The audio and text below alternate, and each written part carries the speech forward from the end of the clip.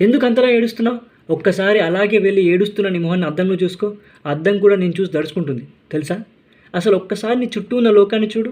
నీ కన్నీటిలో పడి మొత్తం తడిసిపోతుంది. ఒక విషయం చెప్పు నాకు, నీ పెదవుల పైన చిరునవ్వులు పండించడానికి నువ్వేమైనా పొలంలోకి వెళ్ళి పని చేయాలా? లేకపోతే ఫుల్ చెమటలు ఏమైనా చిందించాలా? అక్కర్లేదు కదా. నువ్వు హ్యాపీగా ఉండడానికి జిమ్లోకి వెళ్ళి ఏమైనా బరువులు ఎత్తాలా? లేదంటే కొండలు గుట్టలు ఏమైనా కదిలించాలా? అవసరం లేదు కదా. మరి ఎందుకు ఇంత కష్టపడుతున్నావు? ఈ మాటలు నావి కావు. సీతమ్మ వాకిట్లో సిరిమల చెట్టులో సిరివెన్నెల సీతారామశాస్త్రి గారు రాసిన మరి ఎంతగా మహాచింతగా మొహం ముడుచుకోగలా, పనేం తోచక పరేషానులో గడబిడ పడకువలా అనే ఈ పాటలో ఇలాంటి ఆణిముత్యాలు ఇంకెన్నో ఉన్నాయి. నిజంగా చెప్తున్నాను, మీరు ఎప్పుడైనా లోలో ఉన్నప్పుడు, కష్టంగా అనిపించినప్పుడు, ఇదివరకే నవ్వి చాలా రోజులు అయితే కనుక ఒక్కసారి ఈ పాట పెట్టుకొని వినండి. మీకు తెలియకుండానే ఒక రకమైన చిలిపి చిరునవ్వు మీ పెదవులపై వికసిస్తుంది.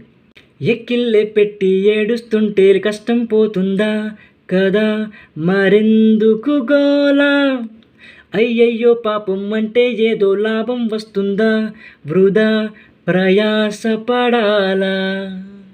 నిజమే కదా. ఒకసారి ఈ సాంగ్ పెట్టుకుని వినండి. It will give you lot of energy and smile on your face.